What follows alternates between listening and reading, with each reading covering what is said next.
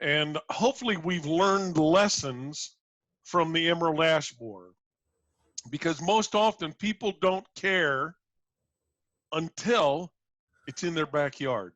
And we're trying to take a different approach. And we're gonna ask for your help. So with that, we're moving forward. We're gonna share. Here's Tom and my recent attempts at getting insects under control. It doesn't work very well. We like to feel safe in our little bubble. And guess what happens to our little bubble? Something always comes along and pops it. All right? But with that, know that education's only good. Here's young Tom. It's only good if we apply it. And so this is actually, we're going to teach you and ask you to help us with this program. So here's our thoughts. I'm going to identify the resources that are available at this point or soon will be available. We want to make you aware of the state Spotted Lanternfly work group, aware of the OSU Spotted Lanternfly Task Force, where the Spotted Lanternfly is currently in the United States, the Spotted Lanternfly biology and life cycle. Then Tom's going to take over and help us with identifying favorite food sources, lookalikes, confusing maybe, of the favorite food source for the Spotted Lanternfly, then how you can help. That's boots on the ground, eyes in the sky, identifying sites, and how to adopt a tree of heaven. All right, so with this, here's what's beginning to happen. On the right-hand side of the screen, over here, I guess I can highlight this. Over here, this is the typical cards that we put together for like the tick cards and everything else. We now have one for the Spotted Lanternfly. This one right here. Here's the front side. Here's the back side. We also have this pull-up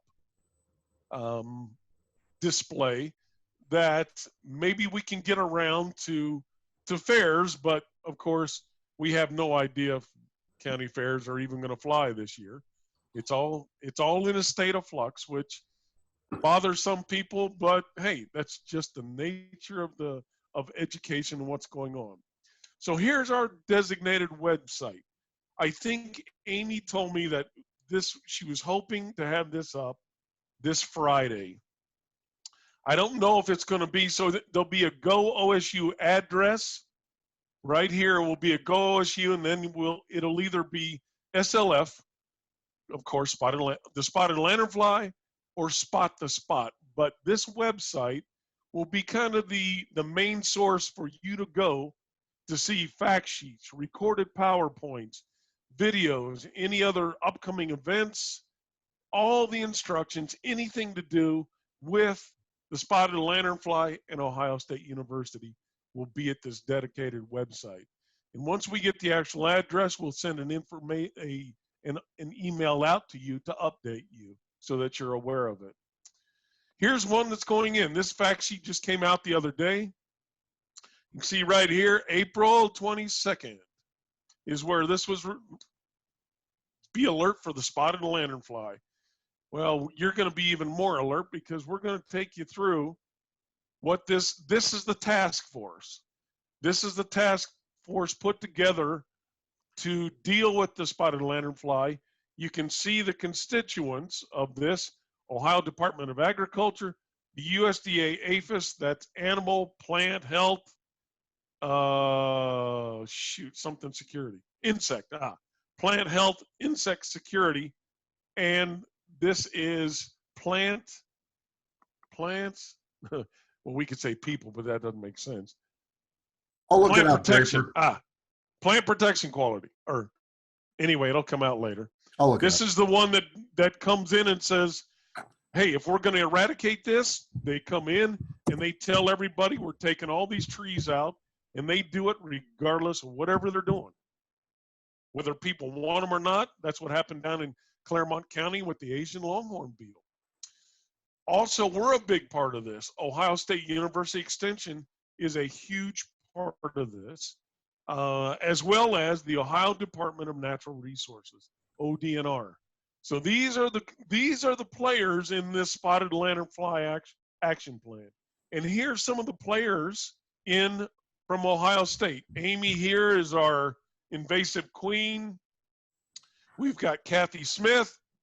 Here's Tom, myself. But these are just a few of the people involved in trying to control, well, not control, trying to manage this new invasive insect. Tom will tell you later how he has a great setup for the Gledden. We say Gledden, but it's the Great Lakes, GLEDN, the Great Lakes Early Detection Network. Tom will show you how to use this app because it becomes important for us for tracking as well as identifying. So he'll talk about that on his portion. But here's what we want you to do. We want you to join the battle to beat the bug. All right? Not really a bug. If an entomologist would freak out at that. It's actually it's a true bug, actually. So, Spotted Lanternfly, what is it? Well, here's its Latin, the species Lycorma delicatula. Oh, that sounds great, doesn't it? Well, this is a very intriguing insect. Native to China. It's also been now in Vietnam, Cambodia, Thailand. In North America, in September 14th, when this all started, intriguingly enough, there was they felt one active infestation found in southeastern Pennsylvania, but that has exploded. So the first time it was found was right here, Berks County, there in PA, over on the easternmost side of Pennsylvania.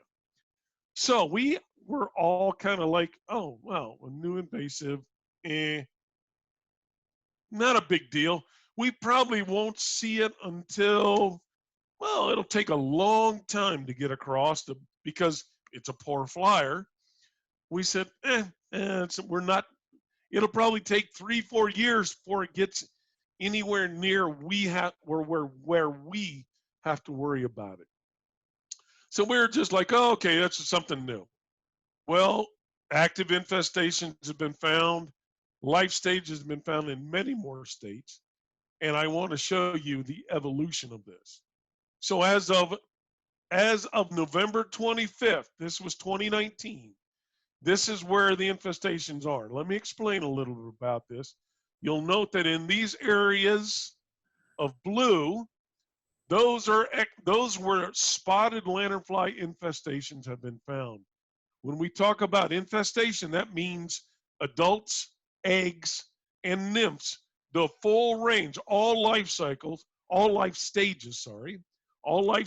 have been found.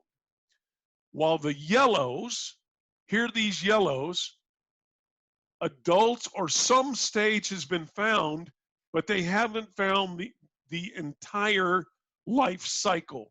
Therefore, they don't consider it an infestation.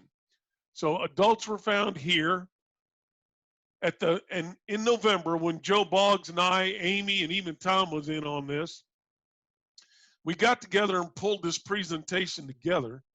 And at that time, Joe Boggs made an interesting statement. He said, it's probably too late for eradication. We were like, Joe, that seems a little. He said, look, the horse is out. There's no sense trying to close the door. The horse is out of the barn. Well, actually, he turned out to be, Joe was right. So here's September 18th. I just want to show you the progress. You can see Virginia, Maryland is involved, one county in Maryland. Here's Delaware, one county in Delaware, others there. Here's Delaware. Then most of it has been, of course, in Pennsylvania. Some findings in New York, some in Connecticut, one in Maine. All right? Well, here's November 12th. Look what's happened. We've now got this entire county, as well as it's beginning to progress through. Let's go back. What happened here? Check it out. Virginia, Maryland. Now we have West Virginia. We have North Carolina, where even though West Virginia has an infestation, so again, it's important to understand that means all life cycle, all stages of the life cycle have been found here, even down in North Carolina now. But this was December 12th. Well, look what happened. January 2nd, 2020, right here. Look what's going on. And what color is it? Blue. That means all stages of the life cycle have been found in Beaver and Allegheny County. Here's the latest, March 5th. They switched out from the yellow to now there's a purple dot. It gives you just a little bit more clarity.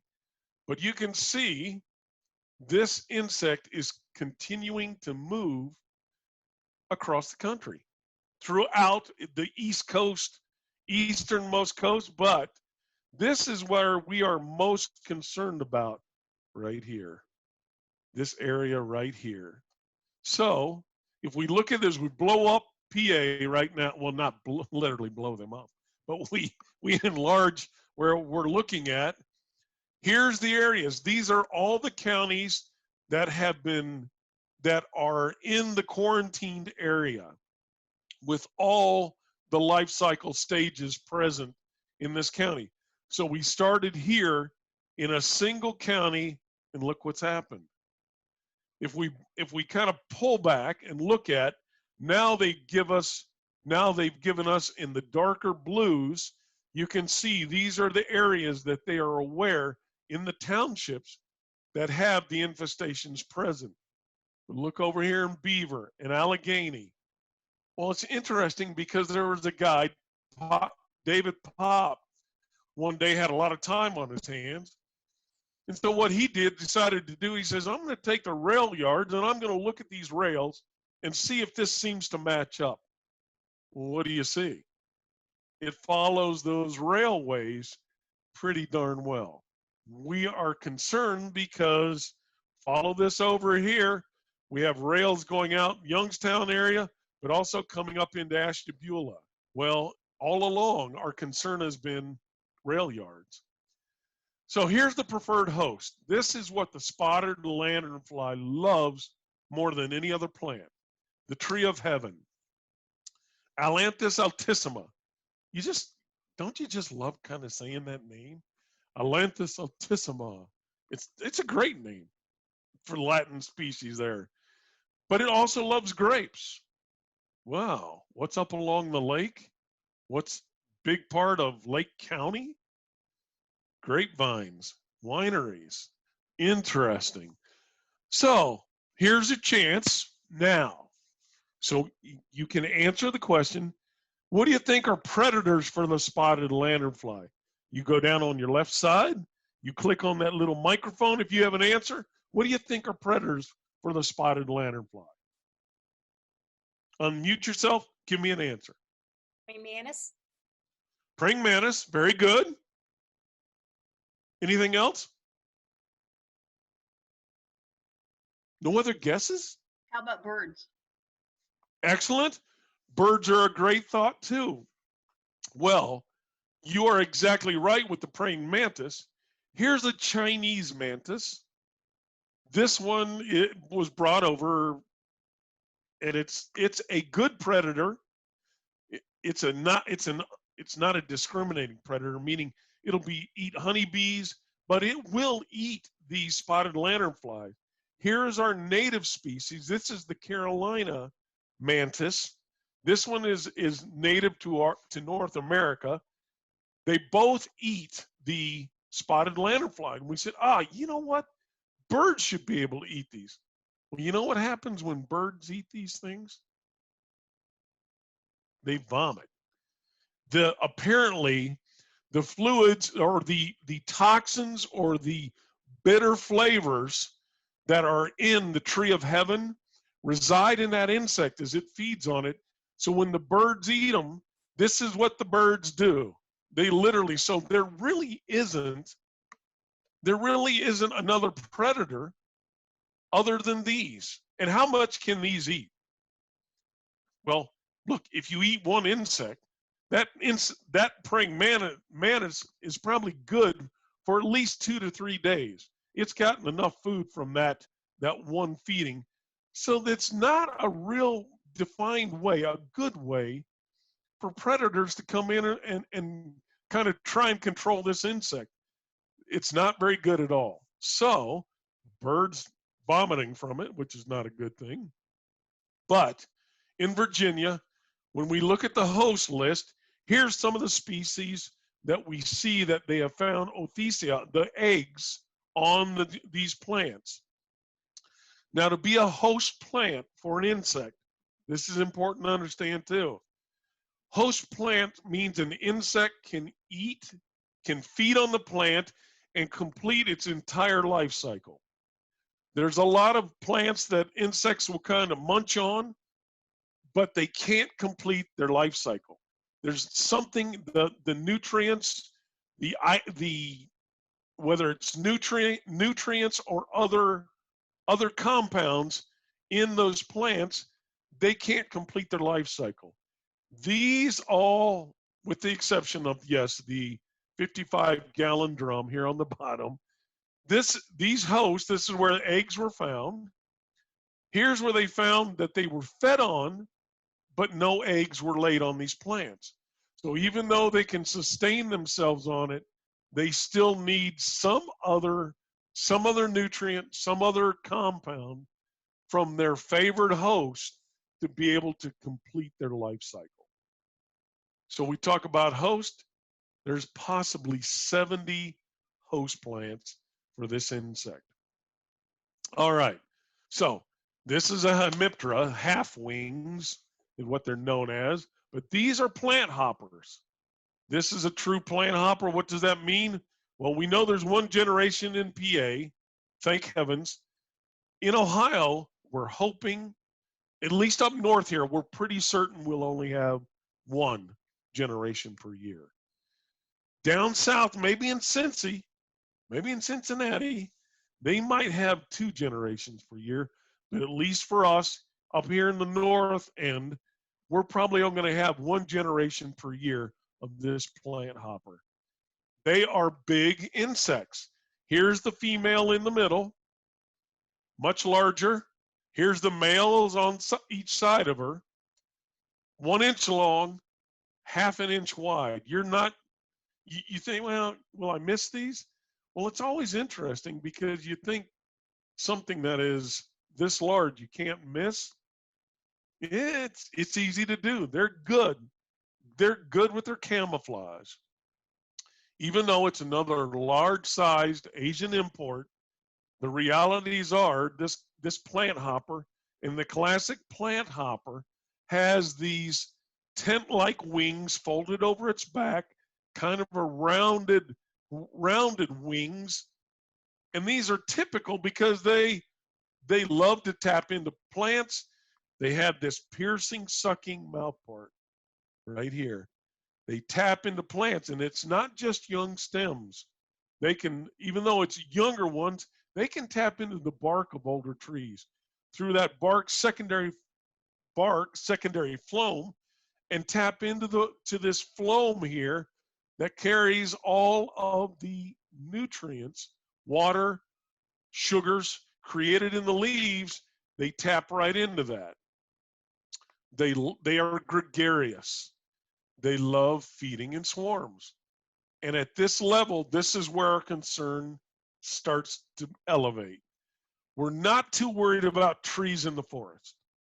Where we're worried is in young vineyards, well, vineyards entirely, but not only fruit trees, but also wineries, because they can kill with not necessarily outright kill, but because they're extracting that phloem, those sugars, those resources are not flowing down into the roots of the grapevine, and because of that, they will actually lower that plant's ability to tolerate cold in winter.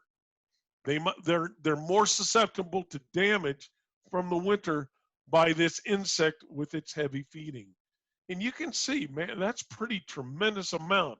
As they're tapping into that phloem, they're extracting all the sugars, and what they're looking for are amino acids. And those amino acids, what they do with the rest of the sugars, they poop it out. They excrete it. We call that honeydew. The honeydew is really heavy around these plants, as well as sooty mold. Sooty mold is a fungus that grows on this honeydew that they are excreting. They do not bite or sting people. They merely feed on the sap from the trunk, the stem, and the leaves of their favorite host, but other hosts. They have what's called aposematic coloration. What this means is this insect, as birds or predators approach, they'll flap up, they'll pull their wings up. They're hard, that half wing. They'll pull their wings up and flash this red, meaning, hey, I'm bad tasting. Don't bite me. Don't eat me, because if you do, you're going to get a taste of these alkaloids that they have picked up. They flash that display when they're disturbed. You'll see multiple pictures. They don't always have this really highly colored yellow. It's actually a beautiful insect. I mean, I hate to admit this because Joe Boggs will be all over me. It is a beautiful insect, incredibly beautiful. You have yellows down here. You have this white and black and reds. It's incredibly beautiful, but it also can create quite a bit of damage. They're poor flyers. Think of them as a moth. You know, moths, how they flutter around to the lights. They're not strong flyers. They're just fluttering around, and they're looking for host plants to feed on. They hold their wings tent-like, like true plant hoppers. Here's that wing-like appearance on the back with their wings. There's his proboscis, his big, that mouth part that he will literally shove past the bark into the phloem of the plant. What's the impact? Well, when they feed, and this is when they feed, they'll puncture into that bark and they create a little opening, a tiny opening. So you start to get this bleeding. I hate the term bleed. This oozing of sap. Plants can't bleed. They don't have blood, so they can't bleed. But they ooze this sap, and you can see the more punctures there are, it tends to just flow right on down the tree. The other side of that, black sooty mold. So when we're going to ask you to go out, look for these insects, these are some of the key aspects.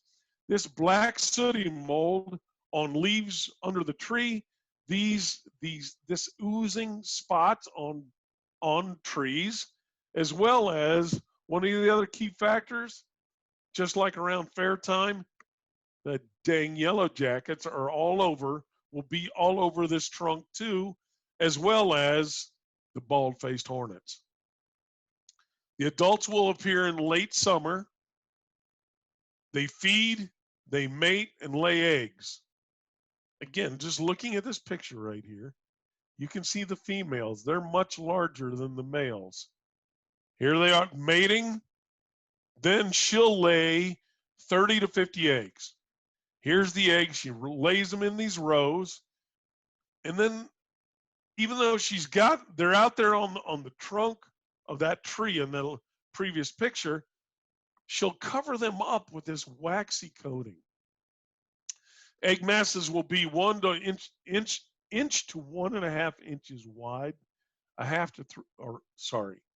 inch to inch and a half long, half an inch, half to 3/4 inch wide. She lays them down, and then she covers them up. And you can see there's a difference between fresh versus as it dries down. You can see right here at the top, she hasn't quite totally covered them up. There's all kinds, and we want you to know, here's a fresh egg mass. Look at the difference between this fresh egg mass versus this older one. And then right next to it, we've got a gypsy moth egg mass. So the gypsy moth looks like this kind of felt beige felt covered patch. This looks like someone threw a mud on the tree and it's stuck there.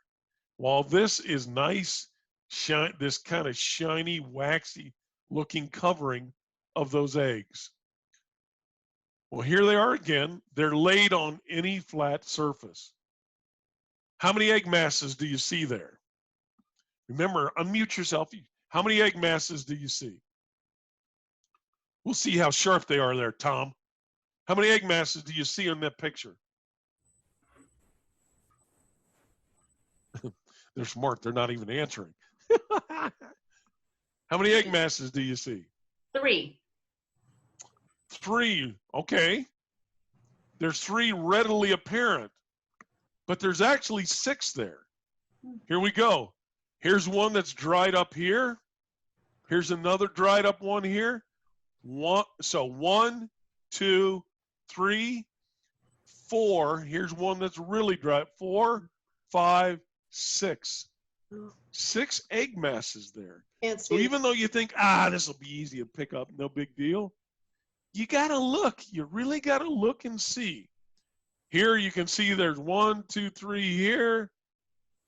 But turns out one of their favorite spots to lay eggs is on rusty things. Here's the bottom of this can. Check this out. Look at these egg masses there. So they love laying them anywhere, especially on rusty things. Well, think about this. Trains, train cars. They're always well painted, right? No. So here we are. This is Middle Virginia, the spotted lanternfly infestation. Here's trees of heaven. And here are the rail cars. They're just along the side. And this is our fear, is that we're going to see, as David Pop showed as he said, you know what, this doesn't make sense in this infestation. And he tracked it, and it followed right along the train tracks pretty darn well. So here's what the nymphs, the young, they'll hatch, eggs hatch in spring. You have 4 instar stages. Instars 1 through 3 look like this. They're just, each one it will be successively larger. So this is how the appearance, and it's actually, again, I mean, if you can't at least appreciate, look at these black, white spots, even you have these little speckles of blue. It's actually quite beautiful. But I won't admit that to Joe Boggs. So, but here's the kicker. After the third instar, the 4th instar, when it emerges, this is what the 4th instar looks like. Almost totally different than the previous 3 instar stages. The instar and then the adult comes. So you've got this contrast of from 1 through 3, 4. Totally different appearance. Here's the life cycle summary. From starting eggs, hatch, you got the 1st, 2nd, 3rd, 4th instar to the adults. Cycle starts over again. So if we put it out on a chart, here's the eggs. You can see how long the eggs are around. You can see the nymphs are present from hatch. Probably this is delayed. I'm definitely going to be delayed till probably about mid-June for us this year, at least. Then the rest, here's the nymphs, and then you've got adults from July through December until a really hard freeze kills them. The adults are out moving around. You can see the longest stage of that life cycle for being spread is the egg, that egg stage. They're weak flyers, so really the adults aren't as prominent away for other than occasional hitchhikers, because they'll ride up in the tire wells, people pulling their campers back from where they left them. They will be stuck on there and we'll find them. But what we're really concerned about is trying to manage them. So here's the options: destroy the egg masses. You can see they in PA, they're encouraging people scrape the egg masses off, smash them. Sticky bands have been used to a certain extent. Insecticides, the fertilized females. Now where we're kind of moving is the tree of heaven. Moving the tree of heaven, the people have suggested, we'll just cut out all the trees of heaven and we'll control them. That's not true. Remember, they have 70 host plants. Host meaning true host, meaning that they can perform and complete their entire life cycle on that host plant. So actually what we're doing with trees of heaven, we're identifying them, but now we're using them down here. We're actually treating them with systemic insecticides and using that as a kind of a trap.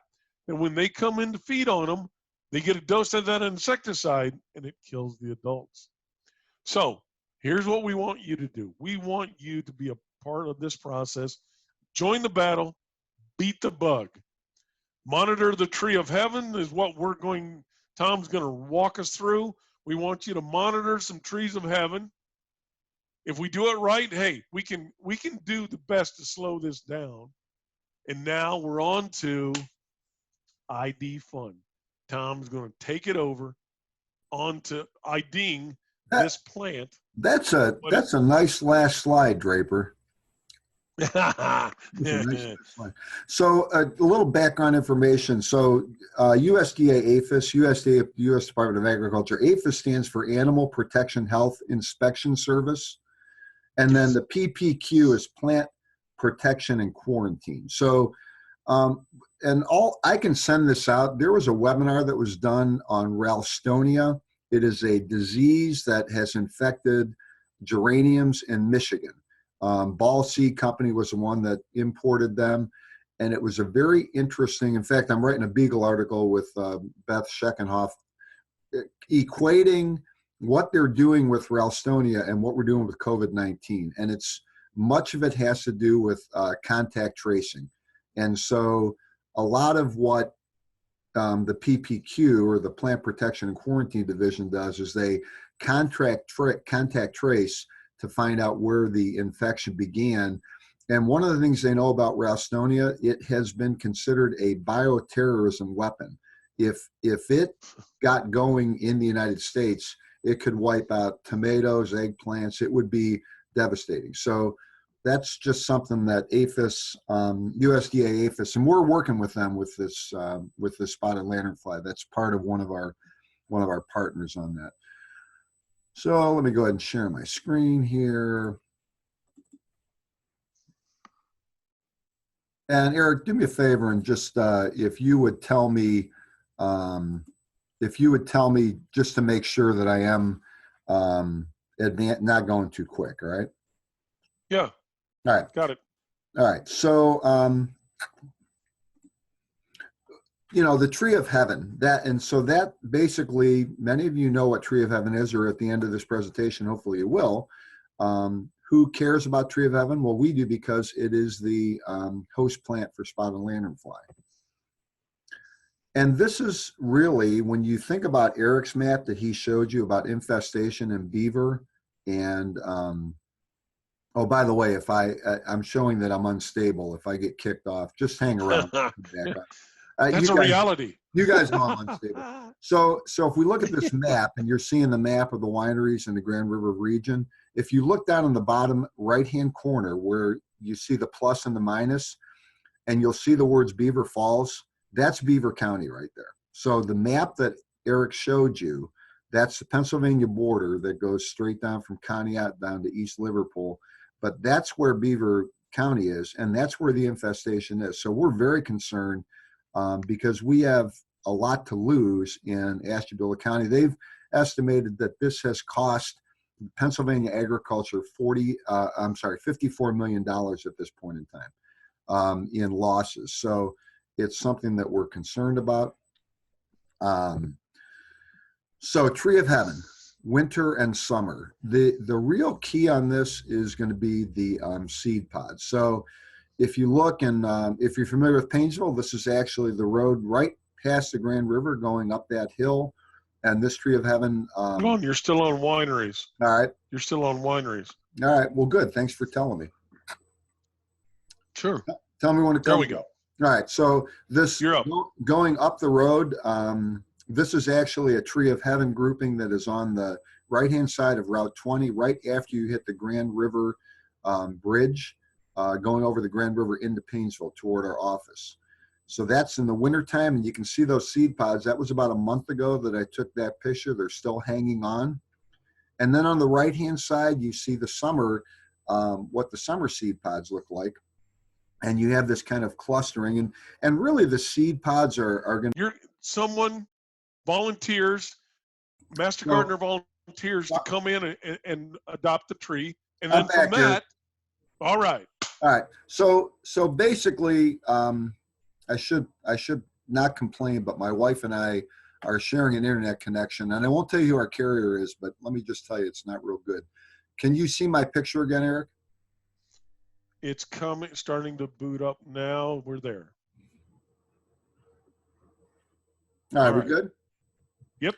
So on the right-hand side, I was talking about the seed pods, and that really is going to be a very important piece to this, is the seed pods. So I just I can't tell you enough that that's really the identifying factor in this. Good, your cursor's showing up. That's awesome. Good. Okay. So but the real thing that I want you to think about is this heart-shaped bud. Can you see my heart-shaped bud there? Yep. Does that come up? Yep. So that heart that looks like it's very distinct heart. I mean, it's like the picture, you're doing your hearts on your whatever with your kids. Heart-shaped bud. That's usually Valentine's there. And you can buddy. see that heart-shaped bud on this is a flower stalk on the right-hand side. You can see the seed pods. The seeds are off of it, but if you go down that stem, you can see that heart-shaped bud very distinctly. And even when the tree grows older, you can still see that heart-shaped bud. And so this tree is this is a bud that was probably from 2 years ago, still showing that heart shape. So that's the leaf scar. That's where the leaf was attached to Correct. the stem. All right, heart-shaped leaf scar, yeah. Yep. So are you seeing the leaf picture here? Yes. Okay, so yes. in the bottom left-hand corner, you can see the seed pods of a mature grouping of seeds. And then you see this whole elongated portion is called a leaf, okay? So we have leaves that are connected. It's a compound leaf, but on the right-hand side, you have leaflets. And if you think about poison ivy, they sometimes have that little thumb on the bottom of the terminal leaf. You can kind of see a little bit of a protrusion or a lobing right here, that kind of a little sticking out. But the leaf is smooth. The margin is smooth. It is not toothed. And so that's, let me help you out, Tom. Let's make a clarification. Remember that leaves, the true leaf, is always attached to the stem. So Tom's circling. Notice that these leaflets are not attached to the stem. This is not a the stem. stem of the tree. Instead, this is the rachis. That's where they're attached to that central portion. But that peel attaches to the stem of the tree. That's really important, whether identification or otherwise. But in this, somebody comes in with a leaf and shows you, what's this? If they pull one of these off, you're saying, I have no idea what's going on. So this is really important, that when we talk about a leaf, that's all of those leaflets all together. That's one leaf. Does that help? Give me a thumbs up or a thumbs down. Yeah, and Eric, from a diagnosis standpoint, that's a great point. So if somebody brings in something from Helpline and they just give you a leaflet, you're not sure if it's connected to the stem. It's always better for them to cut off that leaf and include some of the stem with it, because then that's why you say, bring me in a branch. You're getting in the leaf, the stem, and the bud scar. Okay. Let's move on here. So the other thing about Tree of Heaven is it has, and I've heard it referred to as alligator skin bark. Okay, it looks like alligator skin. It's got very fissured, and it looks like alligator scales on it. So actually in this picture, you have the trunk of a Tree of Heaven, Right next to that, you have stalks of staghorn sumac that are coming out of the ground. And we'll talk about, that's one of the things that is easily confused with Tree of Heaven is staghorn sumac. So we'll talk about that and compare that. But this alligator bark is another thing. And if you remember back to Erik's picture where you saw the egg masses and you saw the phloem feeding and that kind of thing, you could see this very fissured bark on those pictures. And that was a pretty good indication that those spotted lanternflies were feeding on Tree of Heaven. That was their host plant that they were choosing to feed on. So the background, and I don't know if you remember, well, I remember studying this when I was at Ohio State, but 30 years ago, we used to cultivate Tree of Heaven as a good street tree because it's super durable. It's awesome. It'll, and down in the Columbus area, it is everywhere. I mean, it'll grow up between space in between two pieces of concrete. You'll get a Tree of Heaven. I think, Erik, did you say you saw some growing on the roof in Summit County or something like that? Down in Akron. Akron, yeah. Down in Akron, as I'm traveling on Route 76, you look up in some of the older abandoned buildings, and they've got them growing out of the roofs and out of the chimneys of these. They are tough plants. So one of the things that gets confused with Tree of Heaven is staghorn sumac. So let's briefly talk about that. Just a note on staghorn sumac, Rhus typhina. It is a native. It's a naturalizer. It tends to grow on the edges of woods, but both of these plants will grow in a disturbed area. So what we tend to see is staghorn sumac as well as Tree of Heaven will grow in a place where, railroad tracks or places where they dumped piles of dirt and just kind of left it there. Dirt from like underneath basement excavation. So these are pretty durable trees, both of them, but they will grow together. But the difference is that, again, if we talk about that flower stalk, so the summertime, are you seeing the picture of the? Now, it came up now, yeah. So this is actually, Erik, you can correct me, this is a drupe fruit. It Yes. is not drooping, okay? D-R-U-P-E. It's going up in the air, but staghorn sumac has this single drupe that comes off of the terminal bud of the staghorn sumac. This is actually the fruit that will have the seeds on it. So this is in the summertime, around middle of July.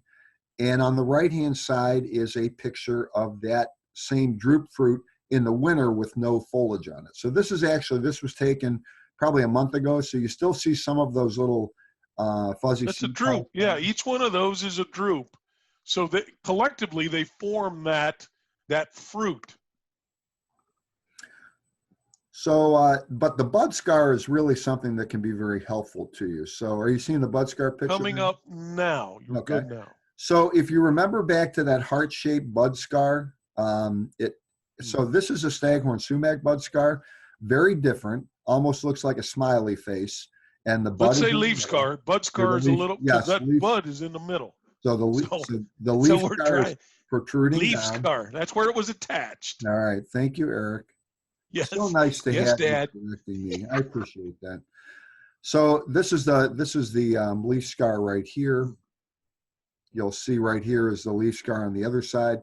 But the other thing is the pubescence, very hairy. Staghorn sumac tends to be very hairy, whereas the ailanthus or Tree of Heaven is not. Tom, this is Diane. Yeah, go ahead, Diane. Can you go back to that last screen? Sure, go ahead. How come I still feel like I see a heart there? Well, but here's the thing. If we, and question. again, think about that heart that went all the way down. You're not seeing so if you think about your heart, you're not seeing that bottom pointy part. It's rounded. So you're not seeing the point going down to the center. And on the Tree of Heaven, that actually protruded down almost to 3 times the length of the bud. Do you see the difference there? I'll show you the two together. I think I have a slide of the two together. And then that little clumpy thing in the middle?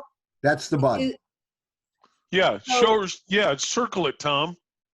Right here. This is the bud. That's the bud right there. Yep.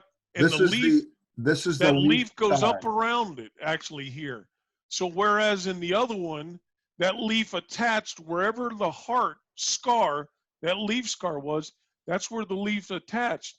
While in the staghorn, you can see that the leaf actually almost attaches, almost encircles that bud. Right. Okay. Okay.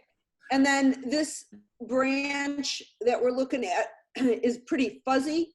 Yep. Is that different than the tree of heaven also? Yes. The tree of heaven Yes. didn't look fuzzy. Tree of heaven is not as pubescent or fuzzy as that. Okay. So they are thanks. very different.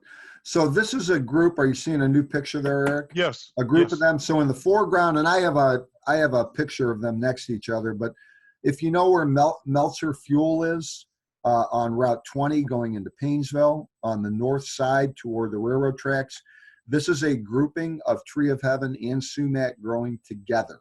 Okay. So basically, if you think about this was dirt that was dumped there.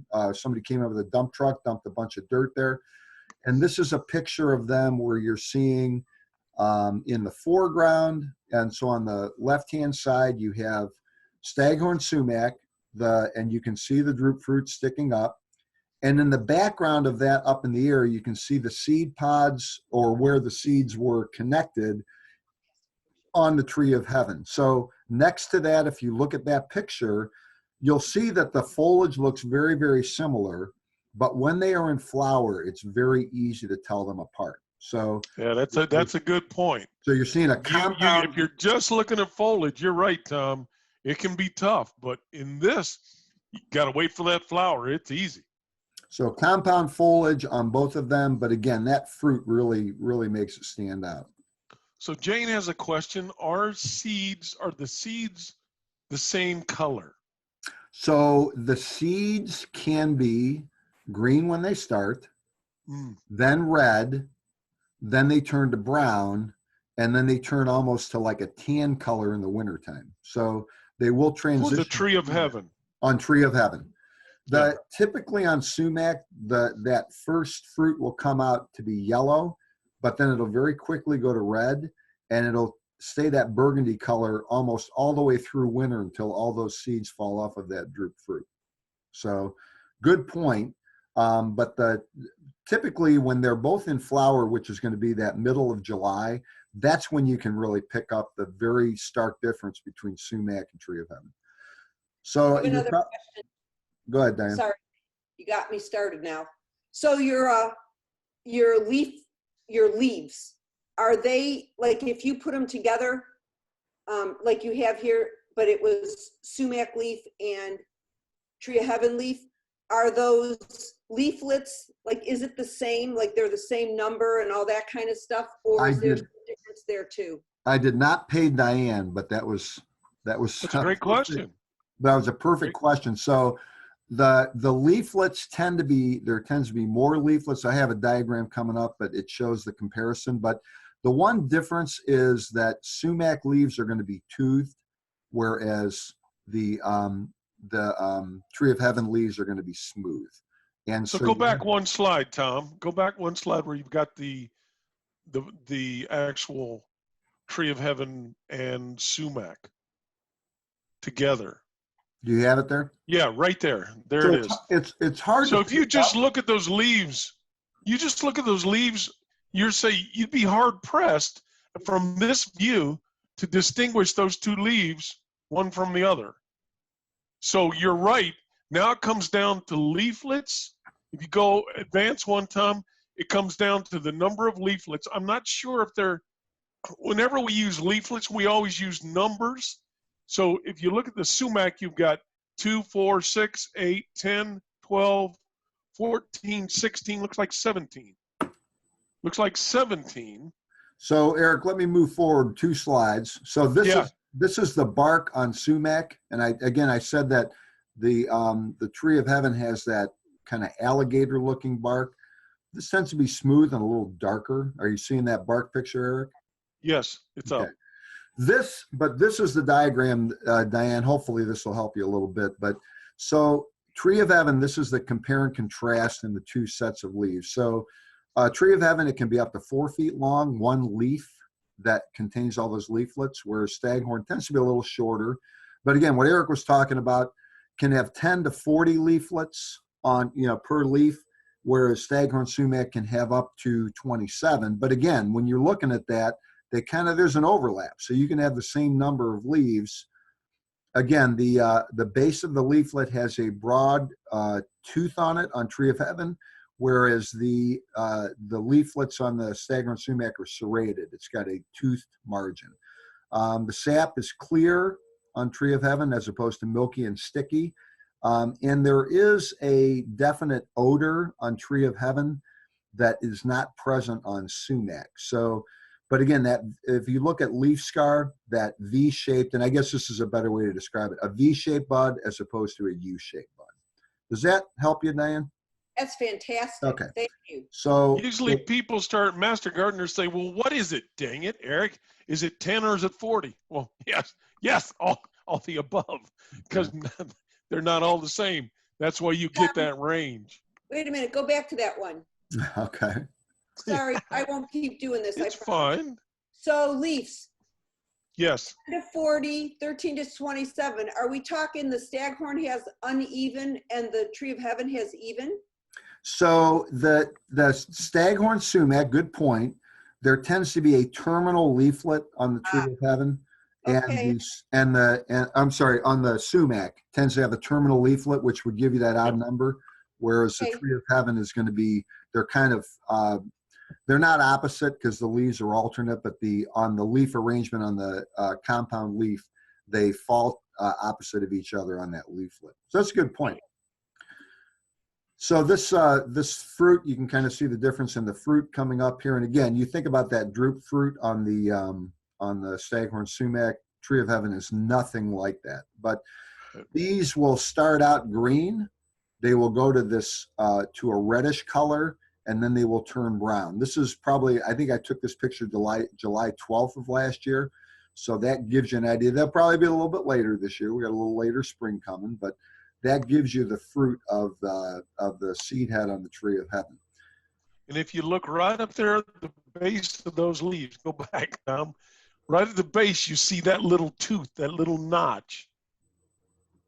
That little tooth right up on just above the seeds there to the left. So what Eric's talking about is down here on the bottom. If you rip that leaf off, you're going to expose that leaf scar that is a heart-shaped leaf scar. That's where it's going to come from. Yep. And then moving forward, again, the sumac leaf, totally different, very, very different. Not anywhere like the stag or the Tree of Heaven fruit. It's got that single droop fruit going up. So again, Eric was talking about phloem feeding, but I like this picture. So I talked about that kind of alligator skin look. And you can kind of see, if you use your imagination, you put a head and a tail on this, you'd be thinking that you're looking at an alligator down in the Everglades. So kind of a very good, but this is, you can see the feeding spot, the phloem feeding, that damage from the spotted lanternfly. And again, our hope is that when you guys scout for these trees, that you're not seeing any damage. And we'll talk about that, because we want to avoid, we want to hope that we don't see this, but we're pretty sure that we're going to see it. Okay. So let's talk about the app. Okay. So we're going to do a little exercise, unless you're on your cell phone or you're driving. Okay. If you're driving, do not do this. What I want you to do is pick up your cell phone, and let's all do this together right now. This is going to go real quick. So if you click on your cell phone and you go to your app store, so app store, or the what is Android phone? Is it Google Play? Yeah. Yeah. Okay. So yeah. you click on that, and then you click on the search bar. You're going to, let me move forward to this. Oh wait, I'll go back. So you click on the search bar and you type in, and you got to type this in, the words Great Lakes, the whole word, Great Lakes, EDN. Let me fast forward to that slide so it'd be easier. I'm just going to go through all these, Eric. I'll go back to if we have time. I like them. No, that's good. So I think your the app store. Yeah. There we go. Next picture, you're going to type in Great Lakes EDN. So it looks like this. There we go. So Great Lakes EDN, and then just click on that. Now you'll get a screen that'll look like this. It won't say open, it'll say get. Hit the word get, put your phone down, and look back up at my presentation, okay? Mine doesn't do that. It doesn't say get, Diane? Mine doesn't look like, it doesn't do this at all. Great Are you on Lakes- Android? And yes, Did you type in Great Lakes EDN? yes. And you don't see where it says Great Lakes EDN? You already have it loaded. I do. Yeah. Here's what you need to know about me. Okay. They call me a techno-tard in my house, okay? So yeah, you have that loaded already. Well, but All right. Diane, that's good because you're gonna help us with the next screen. So once you get this app, and we'll go back if we need to, but we don't really have to. Then what you're gonna do is the screen that Diane, you want to show us again your screen? Of course, I'd be happy to. So that's the screen that you're seeing on my screen. Yeah. Excellent. So on the top of that, you'll see species categories. And this is once you get the app loaded on your phone, species categories. And all you do is go down to trees. And if you click on the word trees, down on the bottom, second last one from the bottom is Tree of Heaven, Ailanthus altissima. You click on that. And if you're looking at a Tree of Heaven, believe it or not, in Lake County, I have 14 places that have a tag on this, which is going to make it easier for you guys to identify it. So if you click on Tree of Heaven, Oh my gosh. you can go to this picture or snap a picture. And this is the kind of cool thing about this app. Do you see where it says tap here to add a photo? Right below that, it says location. It gives the actual longitude and latitude of where that Tree of Heaven is located. You can take a picture, and down on the bottom, you can hit save. Okay, do you see where it says save down there? And you hit save, and it sends it away. So the way this app works, if you're taking a picture of Tree of Heaven, it goes to Kathy Smith, who is with OSU Division of Forestry. If you're taking what you think is a spotted lanternfly, which we'll talk about that in a second, it goes to Amy Stone, and she's our kind of invasive species specialist in Ohio. And she will say, yes, that's a spotted lanternfly, or no, that's not. And then you would go ahead and that gets recorded into a database. Again, if you're wanted, let's say that you think you see spotted lanternfly, you can go back to your categories, pick insects. This screen will show up and you'll see a picture of a Asian longhorn beetle. It's on this red background. You click on insects. And if you scroll down on the bottom, you'll see spotted lanternfly at the bottom of that screen. Same thing, you can go and you can take a picture of that. And this is really what, when you guys are doing the scouting, and we'll go over this again because we're not able to go out and scout right now until after July 7th anyway, so we'll review this again next meeting. But that being said, let's say that you took a picture of a trunk, but you did not see spotted lanternfly. You could send down here where it says negative, you could click the word negative and hit save, and what you're telling Amy Stone is that you looked at a tree, you did not see spotted lanternfly, and you reported it. So that being said, the goal is, Erik, tell me when that comes up. It's up. Okay, so the goal is, this is 14 locations in Lake County that all have Tree of Heaven that I've identified and tagged with the yellow ribbon. Are you sure that that's all the trees in Lake No. County? Oh, No. Okay, that's good. So That's what I want to hear. So no, but what I've done is I've basically, and these go all the way, I think the farthest east or the farthest west that I've found it is on Erie Street. So it's right by the, that Willoughby Winery or whatever it is. And so basically I will send this list out to you for you to start contemplating whether you want to adopt one of these trees. So if you think about this, so it starts out in, and these trees out there in Madison subway parking lot, maybe that's a tree that Carol Powers wants to take over, or these Madison urgent care, or there's different trees. There's one by Aldi's in Painesville. So again, this is a list that I will send out, but the goal is, and it's the same goal that I have for Erik's county and the same goal I have for Andrews County. I was out scouting on Sunday or Saturday with my wife in Ashtabula. We found 5 different groupings of Tree of Heaven. Initially, I hadn't found anything, but from Route 45 east, we begin to see some of Tree of Heaven. And so the goal is to have our master gardeners adopt these, and your guys are going to be boots on the ground, asking you to check it once a week. We're going to turn that information in using the app on our phones and then send that away. Can I ask a Amy question? Amy says she knows where there are Tree of Heaven on Lake Erie College campus. I bet, well, and that's the other thing I would say is this: if you have locations of Tree of Heaven, email me and I'll definitely check them out, and we can continue to kind of expand our database. If you're familiar with Fairport Harbor, this is Fairport Harbor Yacht Club.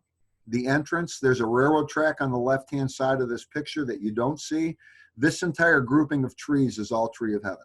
So you can begin to see that it can really colonize an area pretty easily and pretty quickly, but that's a grouping of trees.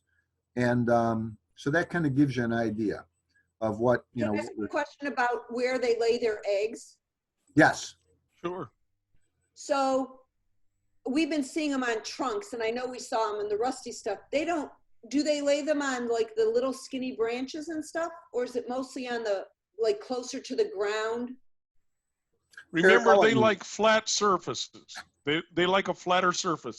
Okay. So they're not going to lay it way out on the smaller stems. Okay. They will be at least a point where there'll be a flat area that they can then cover those eggs over.